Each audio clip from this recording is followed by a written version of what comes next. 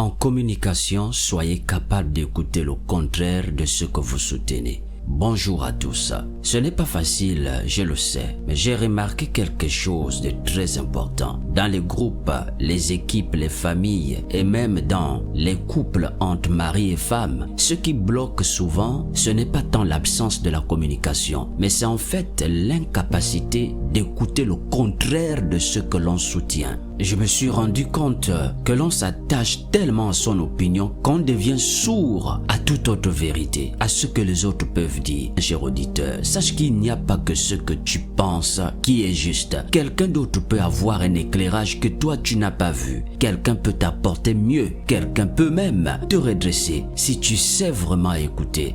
Proverbe 18:13 nous instruit dans ce sens. Il dit « Celui qui répond avant d'avoir écouté fait un acte de folie et s'attire à la confusion. Répondre sans écouter, c'est parler dans l'orgueil, c'est penser que l'on sait tout et voire même si s'exposer à la honte et souvent à l'échec rationnel. Jacques 1:19 ajoute ceci, il dit que tout homme soit prompt à écouter, lent à parler, lent à se mettre en colère. Oui, cher auditeur, c'est là que nous comprenons que la maturité, ce n'est pas d'imposer son idée à tout prix à l'autre. C'est de savoir entendre, même ce qu'on n'aime pas entendre. Dieu peut te parler à travers une voix qui n'est pas la sienne. Nous disons alors que dans la communication, la maturité, ce n'est pas d'imposer son point de vue. C'est de savoir écouter calmement, même ce qu'on n'aime pas entendre. Car Dieu peut aussi te parler par la bouche de l'autre, même s'il ne pense pas comme toi.